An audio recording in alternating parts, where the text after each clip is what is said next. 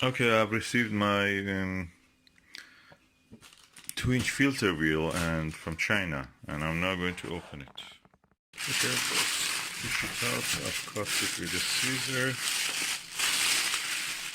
Oh, 2-inch multiple 5 filter wheel. Nicely packed. It doesn't look to have traveled half the earth. So let me see where I can open it. Okay, actually very easy to open it. So there's a point here. Put your hand, and that's it. Oof, wow, quite heavy. Oof, probably half a kilo or more. It's already set up. That's interesting. So that looks already set up. I wonder if there is any. Oh yeah, there is a Allen key.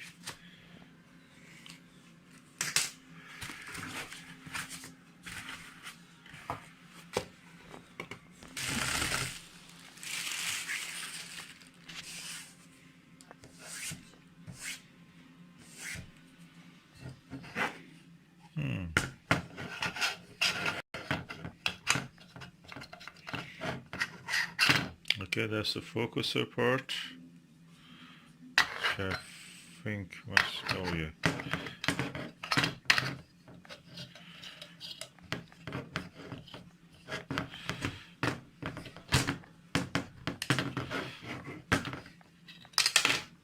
Oops.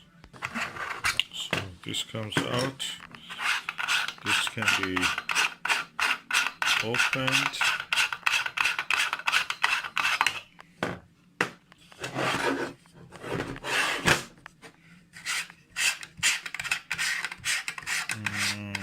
This can also be opened.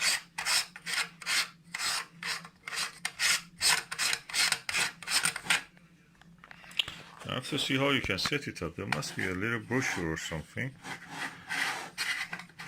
Anyway, these are the 3 different parts that comes with it, and the filter wheel itself is this part that you can rotate.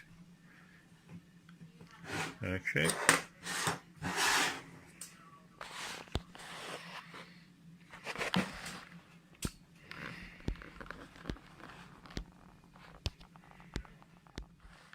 Actually, I found that this part and this part also can be separated. Now let me figure out how you can set it up actually, and open and of course put my filters in it. 5 filters it takes.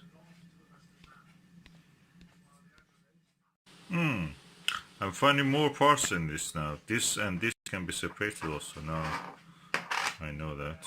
Okay. Okay, gradually making sense. This part. First we have to put the filter wheel this side. This is the side which goes toward the telescope, and this is a 2-inch barrel focuser that goes here. So you have to install this here.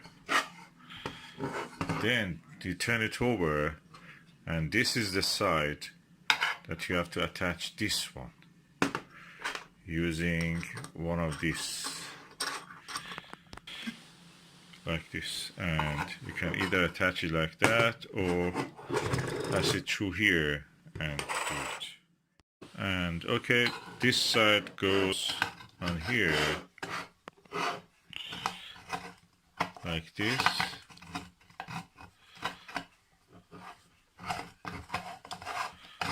I have to do this with both hands. Let me just do it. As you see,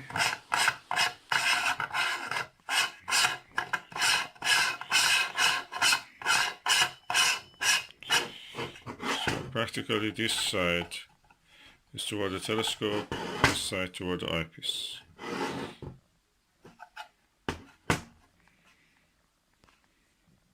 Now this part is a thing that you use on this side when you want to attach your camera to here.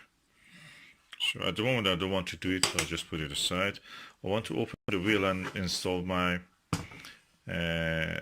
filters. So I remove this for both parts and then come back to it. Here 4 screws which will be opened by this Allen key. I'll open them one by one and I will show you. Okay, I've now removed both all the 4 screws, and this is the way it looks inside. It has 5 spaces available. So I'll bring my filters and install it on this.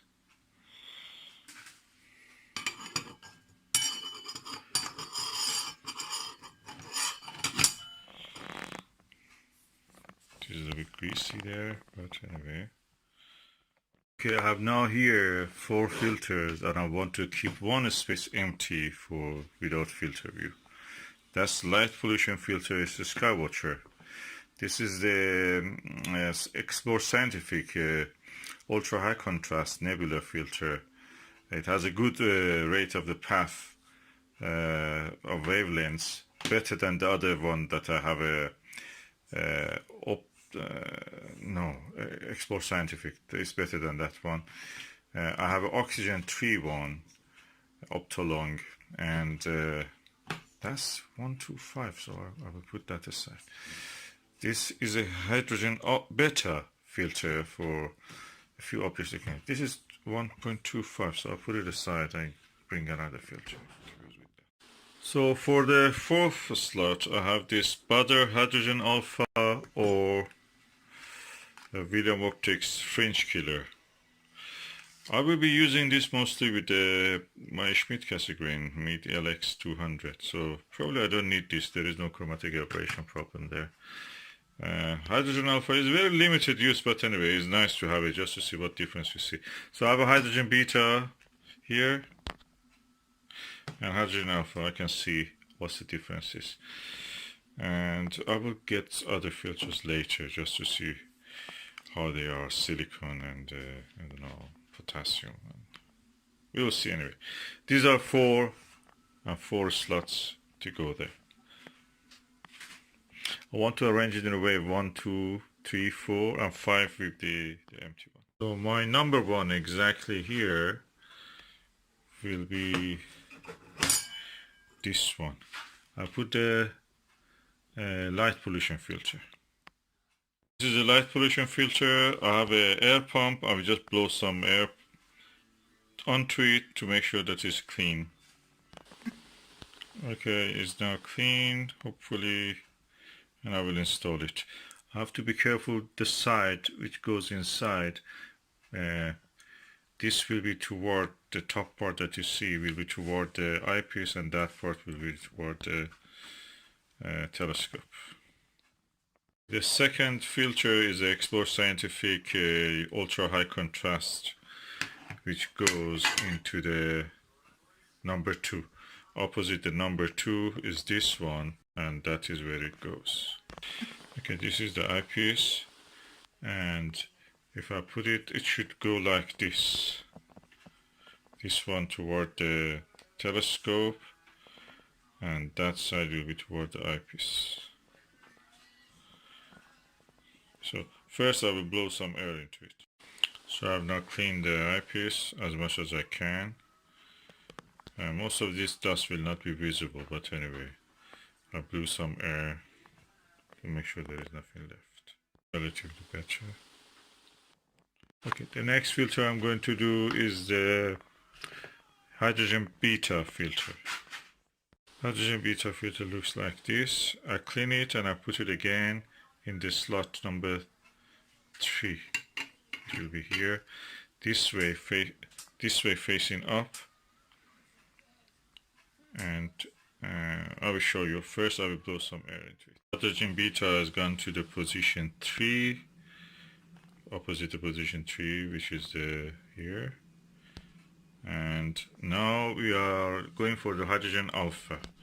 I can go for the fringe killer, but I prefer this one. Fringe killer, I don't have a use for it in the Schmidt Cassegrain telescope. Of course, this hydrogen alpha is mostly used for CCD and camera, normal camera photography, but it can be used visually also.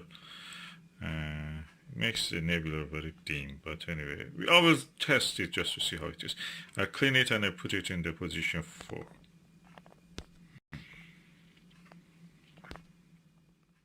This is a hydrogen alpha and I put it in position 4. Which position 4 is here, opposite of it is here, and it goes like that. Installed now hydrogen alpha 1 is a better filter. I must say it was the easiest actually to install. The thread and the grip, because of these things around it, was really easy. These dents around it.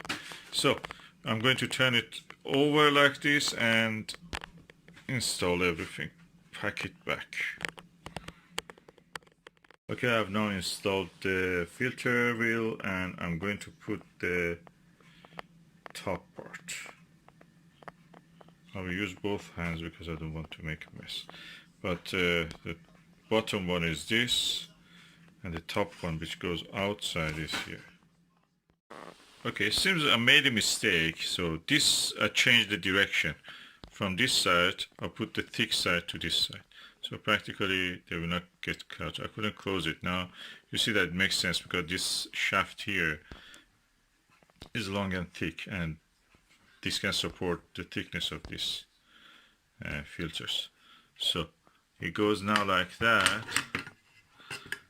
and this part can come on the top. Yeah, fits perfect. Now I just put the holes opposite each other, and I just screw the screws with the Allen key. This, you have to be careful that the holes fall on each other, the hole down and the hole up. They must be opposite each other, otherwise you will not see anything. Practically it will be blocked. Complete filtration. Okay, when you want to install the eyepiece part of the filter wheel, you have to be careful. Don't put it horizontally because the grinding effect of this screw and this metal screw may cause some chips which will fall on your filter. So hold it like this and screw it so nothing will fall on the filter itself. I can attach this part so it will not get lost also. That's the camera part. This part is installed. I'm going now for the nose piece of the telescope side, which is this part. Okay, so this is installed. I'm going to put it on the telescope and see how it looks. I've now installed the filter wheel diagonal, dual speed Crayford focuser, and yeah, that's the back focus, and that's it. This is the adapter for 2 inch to 1/4 inch. So it is done now. I can just put this here back so it will not collect dust. This practically is ready for observation. If I want to put a 1¼ eyepiece, I just put this adapter here, and this will take care of the rest of it for me. So I can use practically all my 1¼ eyepieces on this without the need for a filter wheel for 1¼ I have bought it already, but now I found that this is actually not needed. So lovely. With this double speed Crayford focuser from the telescope house, Breslau, Germany, I actually have all these facilities available. Beautiful, beautiful setup.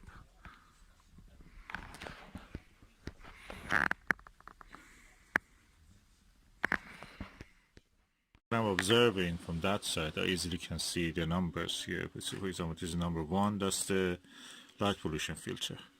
And if I want to not have any filter, I'll go to number 5, hopefully. There is it. Yeah. Number 5 is no filter. And I can show you that there is no filter now. You can see through the hole directly.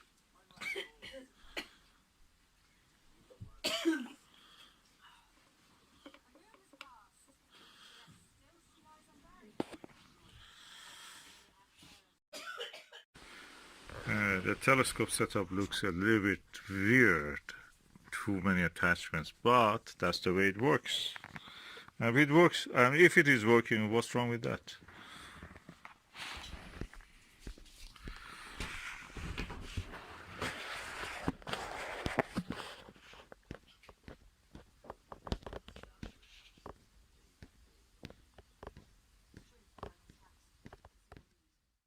Okay, after many nights that we didn't have any clear sky, it was rainy or cloudy. Now for the first night we have some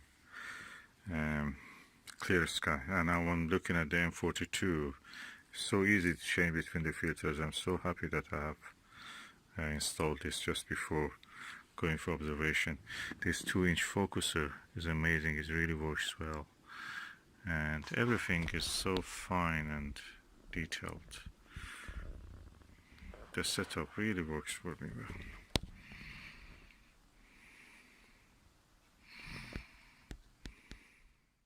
Okay, I'm using the hydrogen alpha filter. It's a broadband hydrogen alpha filter. Practically, with this filter you cannot see anything. It's not built for visual use. It's written on it is not for visual use, for CCD, and yeah, that's true. I may change it for something else, but probably in the daylight I can use it. I don't know. I've read that people say that they cannot see any of the prominences or those kind of granules on the surface of the sun. In this broadband hydrogen alpha, you need a narrow band. But anyway, I may give it a go later. Of course, I have to use the solar filter in front of the aperture opening, then with the filter try to see what I can see.